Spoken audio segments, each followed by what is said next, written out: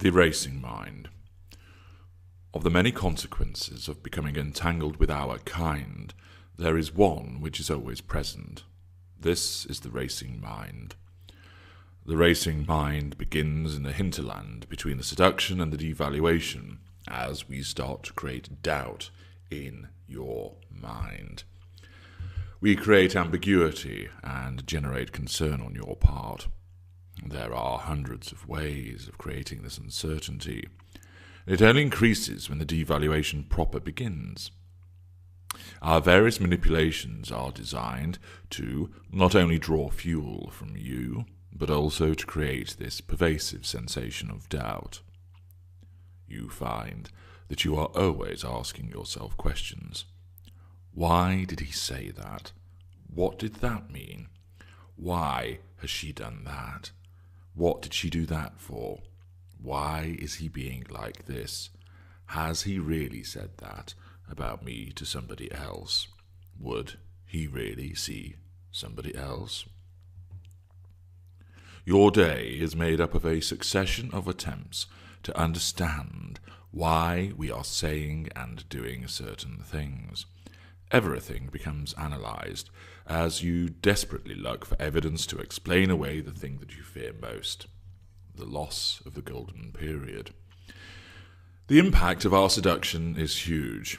Owing to our mirroring of you, we are your other half, the you that you have always wanted in your relationship. A perfect love. As a consequence, you do not want to lose us, and anything which hints at that happening causes you considerable concern. As with much of what we do, we apply stealth tactics.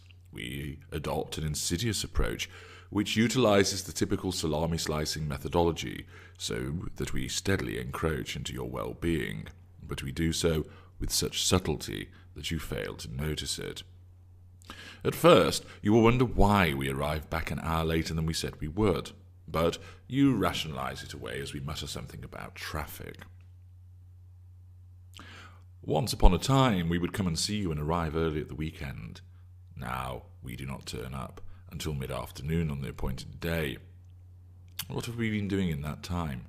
Why is it that we no longer wish to spend the whole day with you? Is there somebody else?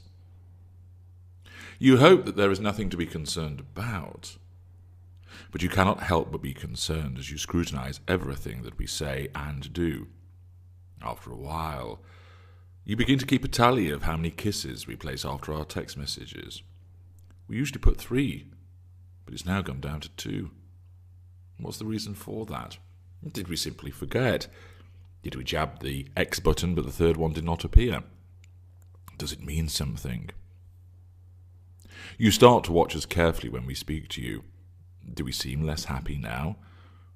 Are we laughing less at that daft but endearing nickname that you labelled us with? Perhaps that is just because we've become used to it. But what if it's not? What if it's down to something else? Once upon a time we made frequent mention of getting married to you, but that has not been mentioned now for, 17 days? Not that you are keeping an exact record of this type of behaviour, are you? We instinctively know that this repeated and frequent questioning has you unable to focus on anything other than you and I. You struggle to concentrate at work because you are ruminating over the ambiguous comment that we made as we left that morning. It saddens you, and the nervous sensation in your stomach makes you sick. You try to tell yourself that it's nothing, that you are overthinking matters, but you definitely did hear us say that we needed more space. Were we talking about a larger house, a bigger office, or was it some reference to drawing back the relationship with you? As ever, there is an ambiguity, wriggle room, scope for us to evade any liability should you seek to pin it on us. Are you paranoid? Are you imagining things? Are you reading things into it which are not there? You want to telephone us to get some assurance, but then again you don't want to seem silly or anxious, and as a consequence you do nothing. Perhaps on the few occasions where you do pluck up some courage to ask about the latest ambiguity that you've been subjected to, You then find yourself patronised, laughed at, or even receive an irritated glare for having troubled us with such apparent nonsense. It is not nonsense. You are not paranoid. You are not misreading the situation. We will bat away your concerns, only to reinstate those concerns just 2 hours later with some other ambiguous act or comment. You are left on edge. You talk to friends and family about it, but you can see that they are becoming bored with these repeated scrutiny sessions. Your mother smiles and tells you that you are reading too much into it, and it is just the nature of the relationship settling down. Your best friend will sit and listen, allowing you to espouse your various theories as you select the evidence from the weekend, which in your mind suggests that we are no longer interested in you. Your friend does her best to explain to the contrary, but you can sense that she has become fed up with such conversations as you pick through what she considers to be minutiae. These repeated discussions never find any resolution. That is because they are not designed to. You do feel a moment of calm, but then the doubts return. There's nothing concrete to point to. We've not shouted at you or called you names. That, of course, is to come. We've not told you what we do not want. We have not told you that we do not want to be with you anymore. We have not said anything so obvious and direct, not at this juncture. No. Instead, it is a litany of inferences, suggestions, nuances, and subtleties, which when viewed in isolation are entirely meaningless, but when you string them together, well, the collective effect leaves you fearing the worst. This is an instinctive and purposeful state of affairs that we engender.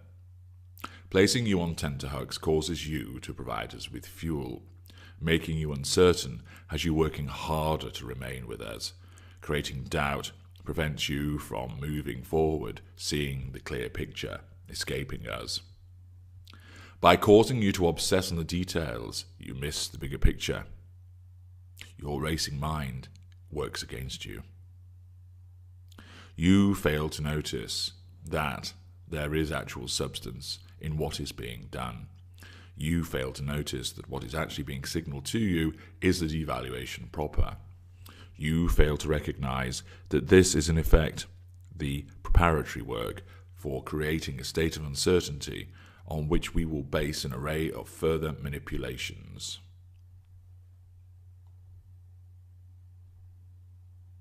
This starts to drain your energy, wear you down, prevent you from doing other things, as you relentlessly focus on us and the relationship that you have with us. Everything else becomes background noise, as your default setting becomes one by which you must check that everything is all right between us from the moment you wake, and if you perceive that it is not, you spend the day with your mind whirling as you catastrophize and worry, which only goes to make it worse. We bring this to bear in order to control you. We instinctively cause this to happen, and consciously, deliberately, by the greatest amongst us, so that we can see your worry, sense your concern, and gauge your nervousness, which provides us with fuel and signifies, telegraphs to us that this campaign of created uncertainty is indeed working. There is, however, one particular element which drives your racing mind more than anything. Whilst this behaviour, whether calculated or instinctive, is deliberately done, for the reasons that I have outlined, the creation of the racing mind relies on a particular characteristic that comes from you so that it is particularly effective. It is this attribute, this state of mind, this belief which is central to the racing mind. The occurrence of the racing mind and the sensations of dread, anxiety, nervousness, bewilderment and fear that always accompany it and are driven by one core belief of yours. Your belief that your reaction reinforces just how much you love and adore us. You convince yourself, driven by your emotional thinking, that the reason why you are feeling this way is because you care. It's because you love us, because you adore us. The existence of worry and repeated analysis convinces you that this is because the love that we have is ultra special.